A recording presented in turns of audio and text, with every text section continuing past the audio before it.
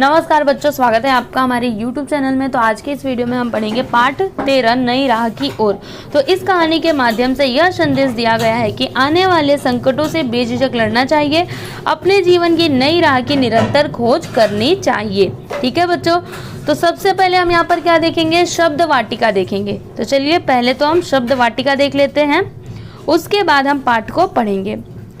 तो दार्शनिक मतलब क्या होता है, तत्व ज्ञानी। ओके, जेहन मतलब क्या, बुद्धि। नस्ल मतलब वंश। बुआई मतलब बीज बोने का काम। मुहावरे, हाथ पर हाथ रखकर बैठे रहना मतलब कोई काम न करना। हाथ पांव मारना मतलब प्रयत्न करना। ठीक है, तो ये हो गया शब्द वाटिका। अब हम शुरू करते हैं इस कहानी को। तो देखिए यहाँ पर जो चित्र दिए गए हैं ना, इनमें कुछ संवाद दिए गए हैं, तो आप इन्हें एक बार पढ़िएगा और फिर इसको समझिएगा। अभी हम कहानी शुरू करते हैं। तो देखिए यहाँ पर क्या दिया है कि एक दार्शनिक अपने एक शिष्य के साथ कहीं से गुजर रहे थे। चलते चलते वे एक खेत के पास पहुंचे। खेत अच्छी जगह स्थित था, लेकिन उसकी हालत देखकर लगता था मानो उसका मालिक उस पर जरा भी ध्यान नहीं देता है। देखिए क्या होता है कि एक बार एक दार्शनिक मतलब तत्व ज्ञानी, ठीक है, तो वो अपने शिष्य के साथ कहीं से गुजर रहे थे।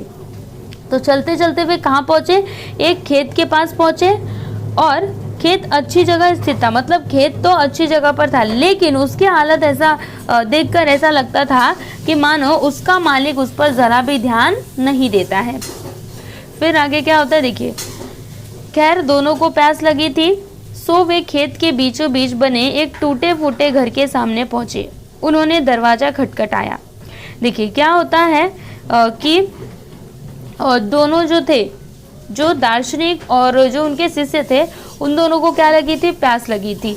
तो वो कहाँ पर पहुँचे, उस खेत के बीचों बीच में जो टूटा फूटा घर था ना, उसके सामने पहुँचे और उन्होंने दरवाज़ा खटखटाया। फिर क्या होता है, अंदर से एक आदमी निकला, उसके साथ उसकी पत्नी और 2 बच्चे भी थे।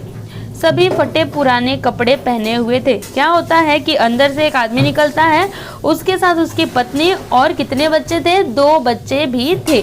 सभी कैसे कपड़े पहने हुए थे, सभी ने फटे पुराने कपड़े पहने हुए थे।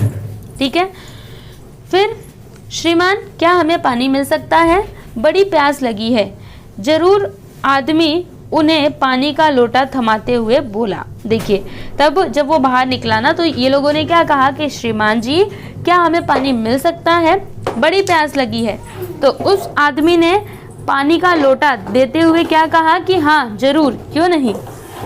फिर मैं देख रहा हूँ कि आपका खेत इतना बड़ा है, पर इसमें कोई फसल नहीं बोई गई है, न ही यहाँ फलों के वृक्ष दिखाई दे रहे हैं, तो आखिर आप लोगों का गुजारा कैसे चलता है, दार्शनिक ने प्रश्न किया। देखिए जो दार्शनिक थे उन्होंने क्या प्रश्न किया कि मैं देख रहा हूँ कि आपका खेत कितना बड़ा है, ठीक है, और इसमें कोई फसल नहीं बोई गई है और न ही यहाँ पर कोई फलों का वृक्ष दिखाई दे रहा है, तो आखिर आप लोगों का गुजारा कैसे चलता है, ऐसा दार्शनिक ने पूछा। फिर देखिए, जी हमारे पास एक भैंस है, वह काफ़ी दूध देती है, उसे पास के गांव में बेचकर कुछ पैसे मिल जाते हैं और बचे हुए दूध का सेवन करके हमारा गुजारा चल जाता है, आदमी ने समझाया। फिर आदमी क्या कहता है कि जी हमारे पास क्या है, हमारे पास एक भैंस है, वह काफ़ी दूध देती है, और फिर मैं उसे क्या करता हूँ, जो मेरा पास का गाँव है उसमें मैं ले जा कर के बेच देता हूँ, उससे मुझे कुछ पैसे मिल जाते हैं, और जो बाकी का बचा हुआ दूध रहता है उससे हम लोग क्या करते हैं, उसका सेवन कर लेते हैं। ठीक है, तो ऐसे ही हमारा गुजारा चलता है। ठीक है, फिर दार्शनिक और शिष्य आगे बढ़ने को हुए, तभी आदमी बोला, शाम काफ़ी हो गई है, आप लोग चाहें तो आज रात यहीं रुक जाएं। देखिए क्या होता है कि दार्शनिक और शिष्य सोचते हैं कि अब हम यहाँ से चले, तभी आदमी ने क्या बोला कि शाम काफ़ी हो गई है, अगर आप लोग चाहें तो यहाँ पर रुक सकते हैं, और दोनों रुकने के लिए तैयार हो गए। ठीक है, फिर आगे क्या होता है देखिए। आधी रात के करीब जब सभी गहरी नींद में सो रहे थे, तभी दार्शनिक ने शिष्य को उठाया और बोले, चलो हमें अभी यहाँ से चलना है, चलने से पहले हम उस आदमी की भैंस को लेकर जाएंगे। लेकिन क्यों गुरुदेव बोले, उस आदमी की भलाई के लिए, उसे कार्यरत करने के लिए। शिष्य को अपने गुरु की बात पर यकीन नहीं हो रहा था, पर वह उनकी बात काट भी नहीं सकता था। दोनों भैंस को लेकर रातों रात गायब हो गए। देखिए क्या होता है कि वो दोनों तो रुकने के लिए तैयार हो जाते हैं, और जब आधी रात हुई, जब सभी गहरी नींद में सो गए, तभी दार्शनिक उठे और उन्होंने अपने शिष्य को उठाया और क्या बोले कि चलो हमें अभी यहाँ से चलना है, लेकिन चलने से पहले हम क्या करेंगे, इस आदमी की ना भैंस को लेकर के जाएंगे। तब उस शिष्य ने पूछा कि गुरुदेव जी क्यों?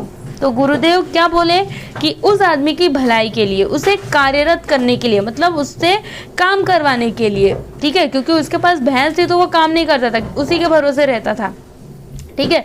तो जो शिष्य था ना, उससे अपने गुरु की बात पर यकीन नहीं हो रहा था, लेकिन वो अपने गुरु की बात भी तो नहीं टाल सकता था, इसलिए दोनों भैंस को लेकर के रातों रात गायब हो गए। फिर देखिए आगे क्या होता है। यह घटना शिष्य के जेहन में बैठ गई। करीब 10 साल बाद जब वह एक सफल आदमी बन गया तो उसने सोचा क्यों न अपनी गलती का पश्चाताप करने के लिए एक बार फिर उसी आदमी से मिला जाए। देखिए क्या होता है कि यह जो घटना थी ना, शिष्य के जेहन मतलब उसकी बुद्धि में बैठ गई थी, और लगभग 10 साल के बाद क्या होता है कि जब वो एक सफल आदमी बन गया, तब उसने क्या सोचा कि क्यों ना अपनी गलती का पश्चाताप करने के लिए एक बार उसी आदमी से मिला जाए, उसकी आर्थिक मदद की जाए। अपनी चमचमाती कार से वह उस खेत के सामने पहुंचा। समझ में आया आपको? देखिए क्या होता है कि यह जो घटना थी, ये लोग भैंस को लेकर के गए थे, ये जो घटना थी ना, ये इसकी बुद्धि में बैठ गई थी, और फिर 10 साल बाद जब वो एक सफल आदमी बन गया तो उसने सोचा कि क्यों ना अपनी गलती का पश्चाताप करने के लिए, मतलब अपनी गलती का पश्चाताप करने के लिए एक बार फिर उस आदमी से मिला जाए, उसकी आर्थिक मदद की जाए, मतलब उसको कुछ पैसे दे दिए जाए, और अपनी चमचमाती कार से वह उस खेत के सामने पहुंचता है। समझ में आया आपको? फिर शिष्य को अपनी आंखों पर विश्वास नहीं हो रहा था। वह उजाड़ खेत अब फलों के बगीचे में बदल चुका था। टूटे फूटे घर की जगह एक शानदार बंगला खड़ा था।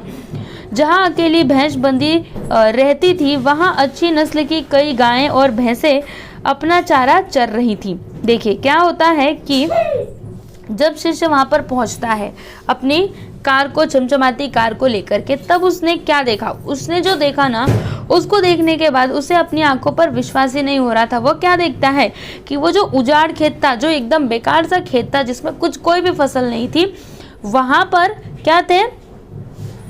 फलों के बगीचे थे। समझ में आ रहा है आपको? मतलब जो पहले खेत था, एकदम उजाड़ खेत था, वहां पर फलों के बगीचे थे, और टूटे फूटे घर की जगह एक शानदार बंगला खड़ा था। देखिए मैं आपको बंगला दिखा देती हूँ, देख सकते हो आप यहाँ पर, ठीक है। फिर जहाँ अकेली भैंस बंधी रहती थी, वहाँ अच्छी नस्ल की कौन थी? गायें और भैंसें अपना चारा चर रही थी। शिष्य ने सोचा कि शायद भैंस के न रहने के बाद वह परिवार सब कुछ बेच बाच कर कहीं चला गया होगा। वहां से वापस लौटने के लिए वह अपनी कार स्टार्ट करने लगा, तभी उसे वही 10 साल पहले वाला आदमी दिखाई दिया। देखिए फिर क्या होता है, इतना सब देखने के बाद शिष्य ने क्या सोचा कि शायद भैंस के न रहने के बाद ये जो परिवार है, ये सब कुछ बेच बाच करके कहीं पे चला गया होगा, और फिर वहां से वापस लौटने के लिए अपनी कार को स्टार्ट करने लगा। तभी उसने क्या देखा? उस 10 साल पुराने वाले आदमी को देखा, मतलब जिस आदमी से वो 10 साल पहले मिला था, उसे उसने देखा, ठीक है। शायद आप मुझे पहचान नहीं पाए, सालों पहले मैं आपसे मिला था, शिष्य उस आदमी की तरफ बढ़ते हुए बोला। फिर शिष्य ने क्या बोला? जब उसने उस आदमी को देखा तो क्या कहता है कि शायद आप मुझे पहचान नहीं पाए। मैं कौन? मैं आपसे 10 साल पहले मिला था। फिर देखिए, नहीं, ऐसा नहीं है, मुझे अच्छी तरह याद है, आप और आपके गुरु यहाँ आए थे। कैसे भूल सकता हूँ उस दिन को? उस दिन ने तो मेरा जीवन ही बदल कर रख दिया। आप लोग तो बिना बताए चले गए, पर उसी दिन न जाने कैसे हमारी भैंस भी कहीं चली गई। कुछ दिन तो समझ ही नहीं आया कि क्या करें, पर जीने के लिए कुछ तो करना ही था। सो हाथ पर हाथ रखकर बैठे रहने के बदले यहाँ वहाँ छोटे बड़े काम करके उससे कुछ रुपए कमाना शुरू किया। जमा रुपयों से खेत में बुआई कर दी। सौभाग्य से फसल की अच्छी पैदावार हुई। फसल बेचने पर जो रुपए मिले उससे फलों के बगीचे लगवा दिए। यह काम अच्छा चल पड़ा और इस समय मैं आसपास के 1000 गांवों में फलों का सबसे बड़ा व्यापारी हूँ। सचमुच ये सब कुछ न हुआ होता अगर उस दिन हमारी भैंस चली न जाती। देखिए यहाँ पर जो वो आदमी था, जब शिष्य ने बोला कि आपने मुझे नहीं पहचाना, मैं आपसे 10 साल पहले मिला था, तो ये क्या कहता है कि नहीं नहीं मुझे याद है, आप और आपके गुरुजी यहाँ पर आए थे, मैं कैसे भूल सकता हूँ उस दिन को। मतलब आप लोग तो आधी रात को चले गए, उसी दिन हमारी भैंस भी न जाने कहाँ पर चली गई। फिर हमको कुछ समझ में नहीं आ रहा था कि क्या करें, लेकिन जीने के लिए कुछ तो करना था। तो फिर हमने क्या किया कि छोटे बड़े जो भी हमको काम मिले वो मैंने करना शुरू कर दिया और उससे कुछ पैसे जमा किए। फिर उन पैसों से क्या किया, खेतों में बुआई कर दी। उसके बाद सौभाग्य से क्या हुआ, जो फसल थी उसकी पैदावार बहुत ही अच्छी हुई और फसल बेचने के बाद जो रुपए मुझे मिले उससे मैंने फलों के बगीचे लगवा दिए। और उसके बाद धीरे धीरे देखते देखते देखिए मैं कितना अच्छा बन गया हूँ और मैं आसपास के 1000 गांवों में फलों का सबसे बड़ा व्यापारी हूँ। सचमुच अगर ये सब कुछ ना हुआ होता, क्यों नहीं हुआ होता, अगर मेरी भैंस रहती तो ये सब नहीं हुआ रहता। मेरी भैंस चली गई इसीलिए इतना सब कुछ हो पाया है। लेकिन यही काम तो आप पहले भी कर सकते थे। शिष्य ने आश्चर्य से पूछा। फिर शिष्य ने आश्चर्य से पूछा, क्या पूछा कि लेकिन यही काम तो आप पहले भी कर सकते थे। फिर आदमी क्या कहता है, देखिए आदमी बोला बिल्कुल कर सकता था, पर तब जिंदगी बिना किसी मेहनत के आराम से चल रही थी। कभी लगा ही नहीं कि मेरे अंदर इतना सब कुछ करने की क्षमता है।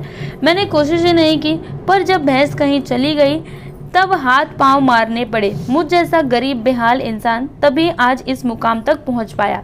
देखिए फिर आदमी क्या कहता है कि बिल्कुल कर सकता था, लेकिन मेरी ज़िंदगी बिना मेहनत के ही आराम से चल रही थी। मुझे कभी लगा ही नहीं कि मैं इतना सब कुछ कर सकता हूँ। ठीक है, मैंने कोशिश ही नहीं की, लेकिन जब मेरी भैंस चली गई तब मैं हाथ पांव मारने लगा। मतलब तब मैंने मेहनत की और फिर आज मैं इस मुकाम तक पहुँच पाया हूँ। आज शिष्य अपने गुरु के उस निर्देश का असली मतलब समझ चुका था और बिना किसी पश्चाताप के वापस लौट पा रहा था।